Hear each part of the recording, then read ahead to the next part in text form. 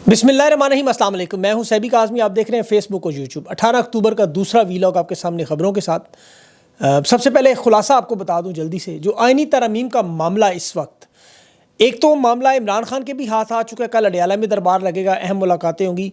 और जो अब तक की अहम जो खबरें हैं वो खुसूसी काबीना का इजलास भी बुलाया गया है। सेनेट में जैमर भी लगा दिए इन्होंने। BNP मैंगे के लापता सेनेटर कासिम रोंजू साहब भी ऐवान में मौजूद हैं। फैसल वाडा दावा भी कर रहा है कि नंबर्स पूरे हैं। क्या इन्होंने बगैर मौलाना के नंबर्स पूरे कर लिए हैं? क्या अगवा हुए तहरीक इंसाफ के कुछ सेनेटर्स उन्होंने तोड़ लिए हैं? इनके एतमाद की वजह क्या है? और साथ साथ मौलाना साहब का तहरीक इंसाफ के साथ इतफाक़ हो चुका है, हुकूमती तरमीम को मुस्तरद किया गया, उनकी आखिरी इतलात क्या है वो मैं आपके सामने रखता हूँ। इसके साथ तहरीक इंसाफ का आज एहतजाज भी, शहर शहर गाँव गाँव खान का नाम, तहरीक इंसाफ ज़बरदस्त कोशिश कर रही है और हुकूमत भरपूर कोशिश कर रही है इसे रोक ले। उसकी मैं तफसील आपको बताता हूँ कि एहतजाज का मामला क्या हुआ। सुप्रीम कोर्ट में बहुत बड़ी खबर, जो 8 जजेस ने मंजी ठोक दी इलेक्शन कमीशन पर। आर्टिकल 6 तौहीन अदालत, ये मखसूस नशिस्तें तहरीक इंसाफ को ही मिलेंगी। जजेस के इस्तीफे की जो अफवाहें थी वो भी ख़त्म होंगी। जज मैदान में मौजूद है, आखिरी गेंद तक लड़ रहे हैं। ये बड़ा अहम मामला है। बिलावल मायूस होकर इस्लामाबाद छोड़ के सिंध क्यों गया?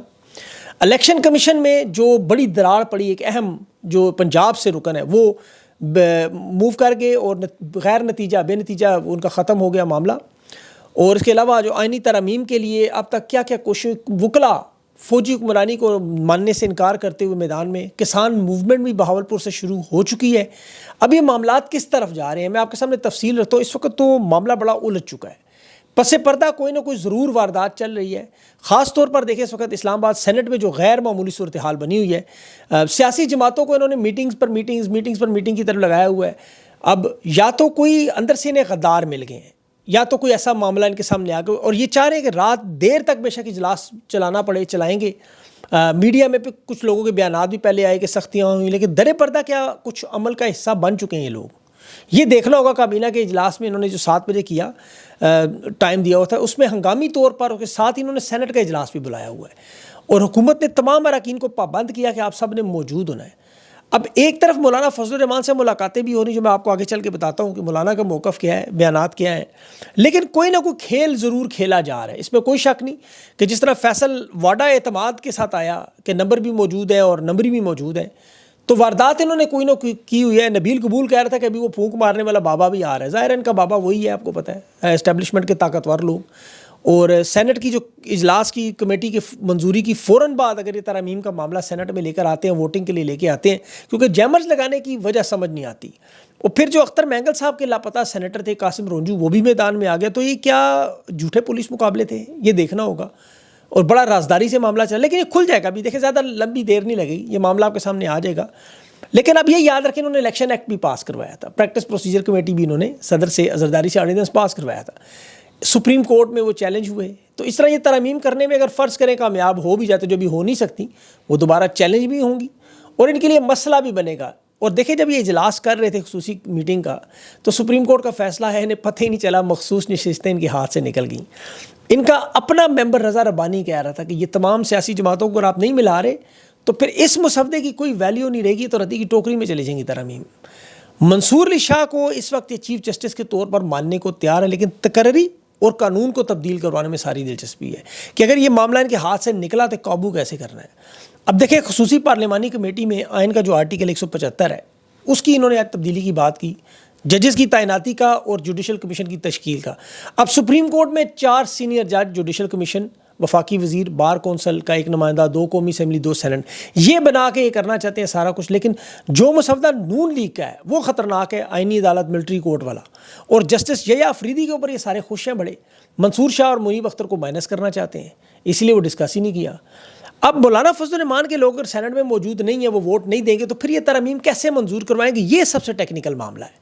क्योंकि देखिए, मौलाना साहब की तो रिहाइशगाह है, इस वक्त जितनी भी सियासी जमातें हैं उनके लिए एक मजहबी दरसगाह बनी हुई थी। ये सारे वहीं भागते रहे। बिलावल बेचारा तो इतना भागा कि मायूस होकर फिर अब सिंध चला गया। मौलाना खुलकर तहरीक इंसाफ की हिमायत कर रहे हैं, उन्होंने अपना फाइनल वर्जन भी दिया है। वो एक काजी फायज़ की मुद्दत मुलाजमत तोसी को बिल्कुल रिजेक्ट करें। साफ साफ मौलाना साहब ने कहा है, ये मैं नहीं मानूंगा, जो मर्जी हो जाए। दूसरा, आइनी अदालत के मामले से भी मौलाना साहब का इनकार है।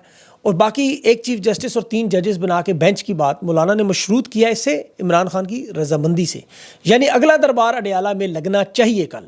آئینی ترمیم کا معاملہ ہے اور یہ رضامندی عمران خان کی چاہیے. انہیں ملاقات کی درخواست تحریک انصاف دے چکی ہے اور مولانا صاحب سے اتفاق بھی ہو چکا ہے. اگر تحریک انصاف کی جو پوری کوشش ہے عمران خان سے ملاقات ہو جائے, اور بظاہر دیکھیں لگ رہا ہے کہ خان صاحب سے ملاقات ہو جائے گی, لیکن حکومت روکنے کی پوری کوشش کرے گی ظاہر ہے جب تک ان کا یہ آئینی ترمیم کا معاملہ حل نہیں ہوتا. اب یہ سارا معاملہ کس طرف جائے گا, یہ اونٹ کس کروٹ بیٹھے گا, یہ تو انشاءاللہ اگلے ہو سکتا ہے ویلاگ میں تفصیل آ جائے. لیکن ابھی 2/3 کا خواب ان کا فی الحال چکنا چور ہے. فی الحال ابھی ان کے پاس کون سے ایسے کارڈ ہیں انہوں نے چھپائے ہوئے ہیں, وہ کون سے ایسے لوگ ہیں جو ان کے پاس ہیں یا انہوں نے کچھ توڑے ہوئے ہیں, یہ سب کچھ سامنے آ جائے گا. لیکن اس کی تفصیل میرے خیال میں اگلے ویلاگ تک ہی آئے گی.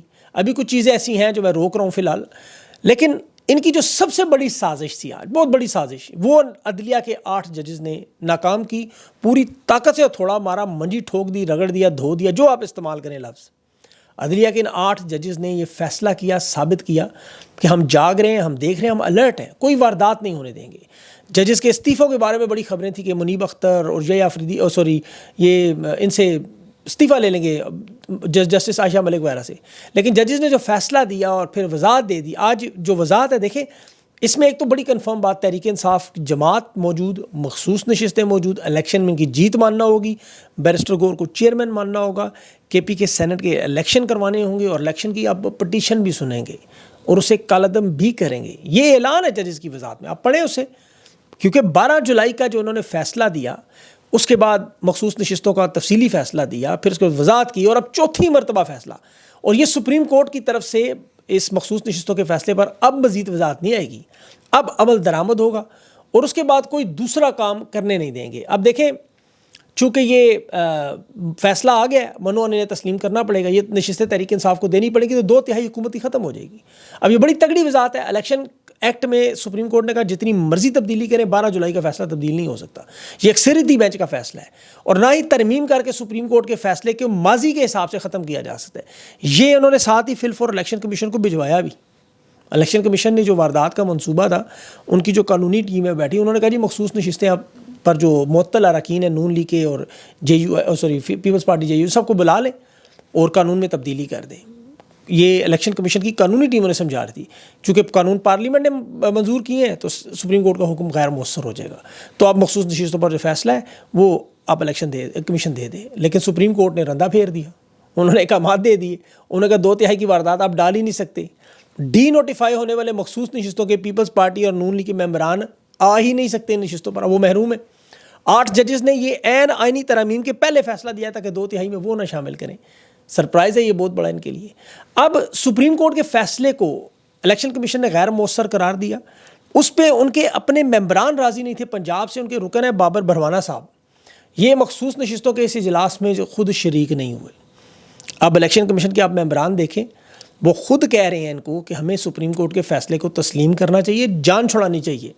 لیکن بے نتیجہ الیکشن کمیشن کا اجلاس ختم ہوا اور سوموار کو دوبارہ ہوگا. قانونی اختیارات میں اپنے فیصلوں پر عمل درآمد کرانے میں سپریم کورٹ اب کیا کر سکتی ہے؟ توہین عدالت جس کا قید اور جرمانہ عائد ہوگا الیکشن کمشنر پر بھی اور باقی ممبران پر بھی. سپریم کورٹ اس مخصوص نشستوں کے کیس میں جو بینچ بنا سکتی ہے سیپریٹ, کہ وہ ان عدالت کے فیصلوں پر عمل درآمد کروا کے دکھائے, نگرانی کرے. ماضی میں ہو چکا ہے.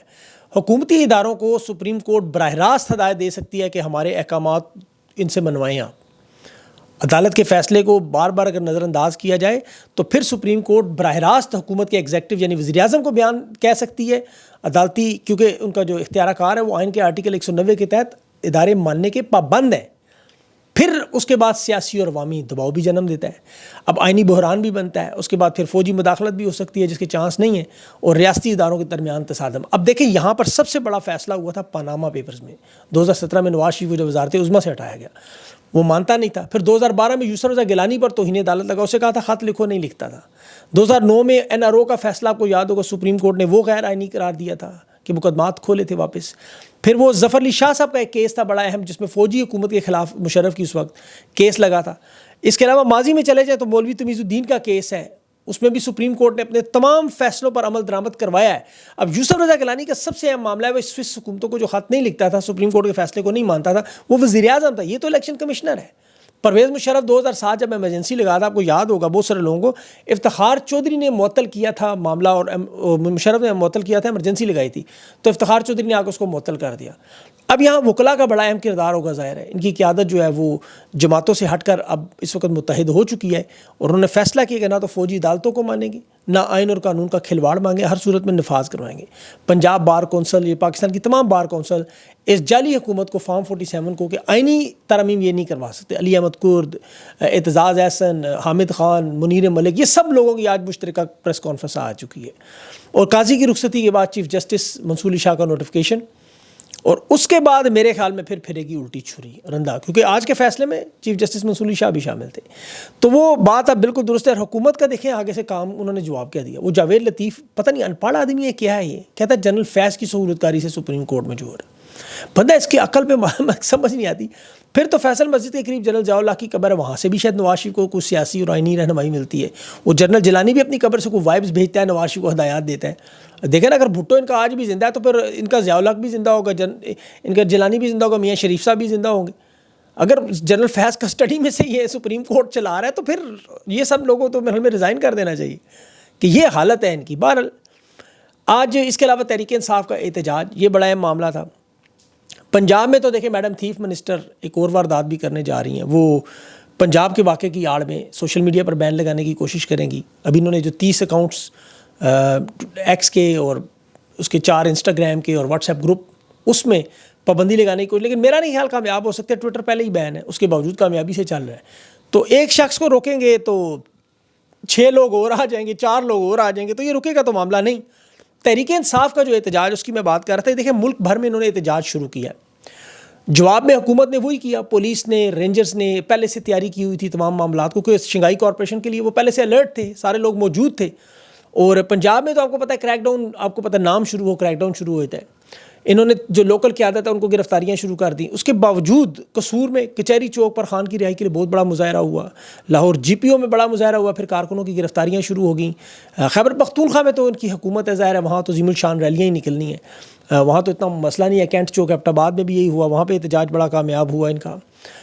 طارق اقبال چودھری کو بھی گرفتار کیا گیا قصور میں.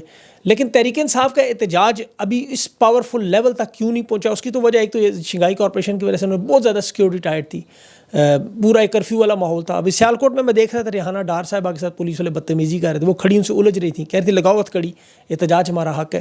اصل ماں پنجاب کی وہ ہے, انہوں نے مریم نواز کو بنایا ہوا. بہرحال اس کے علاوہ بہرحال گرفتاریاں بھی ہو رہی تھیں, اور جس طرح وہ ڈٹ کے نکلے ہوئے تھے لوگ اپنے حق کے لیے. ہم احتجاج ہمارا ایک مومنٹم ہے, ہمارا ایک کام ہے, ہم نے اسے مومنٹم بنانا ہے. اب وہ مومنٹم ابھی تک کیوں نہیں بن سکا, دیکھیں اس میں کوئی دو رائے نہیں ہے کہ تحریک انصاف کی طرف سے تو یہ کال آئی, قیادت کی طرف سے کال آئی, بتایا گیا باقاعدہ پورے ملک میں. لوگ کچھ ابھی بھی کہہ رہے ہیں جی احتجاج کا, اور ہمیں لسٹ نہیں پتہ.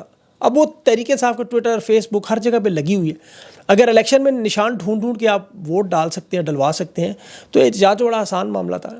اب ڈی چوک کا مومنٹم تو ظاہر ہے جو ٹوٹا اس سے تھوڑے سے لوگ دل برداشتہ ہوئے ہیں, لیکن میرا نہیں خیال کہ اب اس پہ امپیکٹ ہوگا. یہ موومنٹ تو شروع ہوگی اور ہونی بھی ہے. تحریک انصاف کے ساتھ قائدین کی سارے کے سارے اس وقت آئینی ترامیم کے معاملے پر مصروف ہیں, وہ اس میں بھی پھنسے ہوئے ہیں, خان کے معاملات پہ بھی پھنسے ہوئے ہیں. احتجاج کا معاملہ جو تھا وہ فی الحال ابھی تھوڑا سا پس پردہ چلا گیا تھا, کیونکہ آئینی ترامیم کا معاملہ بہت بڑا معاملہ تھا. یہ چاہتے ہیں کوئی ایسا ان کے پاس ایشو تو پہلے آئے جس کی بنیاد پر یہ عوام میں جائیں دوبارہ. حالانکہ خان کی رہائی بہت بڑا معاملہ ہے کی, لیکن خان کی ملاقات اگر کل ہوتی ہے اور اس کے بعد عمران خان سے جب انہیں ہدایات ملیں گی عوام کو موبلائز کرنے کے لیے, اور وہ فائنل کال کا معاملہ, تو وہ پھر کس طرف معاملہ جائے گا یہ بھی دیکھنا ہوگا. ابھی اسٹوڈنٹس بھی موجود ہیں, اور انہوں نے فی الحال تو ٹیمپرری طور پہ روک لیا کہ وہ چھٹیاں کر دیں. میڈم چیف منسٹر کے لیے بری خبر, بہاولپور میں کسانوں کا دیکھیں بڑا پاورفل شو ہے, کسان موومنٹ بھی شروع ہو سکتی ہے. تو یہ ساری چیزیں ساتھ ساتھ چلتی رہیں گی. ابھی جس طرح یہ ایشو دبائے جاتے ہیں وقتی طور پہ, اسی طرح ایشو کھڑے بھی کیے جاتے ہیں, اور گڑے مردے تو پاکستان میں آپ کو پتہ بڑی جلدی آتے ہیں. اب چونکہ آئینی ترامیم کا معاملہ اس وقت جو ہے وہ سب سے بڑا معاملہ ہے, سب سے اہم معاملہ ہے, سب نظریں اس پہ ہیں, سب فوکس اس پہ ہے, اور اس لیے میرے خیال میں ترامیم ہونے سے پہلے احتجاج جو تھا وہ اتنا کامیاب شاید ہونا بھی مشکل تھا, کیونکہ ترامیم ابھی ہوئی نہیں اور باقی سارے معاملات تو چل رہے ہیں. یہ ترامیم اگر یہ خدا نخواستہ کرنے میں کامیاب ہو گئے, پھر احتجاج کا معاملہ جو وہ ایک دم آپ کو دوسرے گیئر میں پھر یہ ساری چیزیں آپ کو سارے ڈاٹ کنیکٹڈ ہوتے ہوئے نظر آئیں گے, اور ایک پاورفل عمران خان کی طرف سے میرے خیال میں فائنل کال آ جائے گی. وہ اگلے ویلاگ تک آپ کے پاس معلومات آ جائیں گی, کیونکہ حکومت کی تو کوشش ہے آج رات کسی طرح یہ فیصلہ کریں. اب دیکھنا یہ ہے کہ ان کے پاس نمبرز گیم میں کہاں تک پہنچے ہیں, کتنے اغوا ہوئے لوگ انہوں نے توڑ دیے ہیں, کیا کیا ہوا, وہ ساری تفصیل آپ کو سامنے رکھوں گا. اپڈیٹنگ سٹوری ہے, اپنا خیال رکھیں, مجھے اجازت دیں, اللہ حافظ.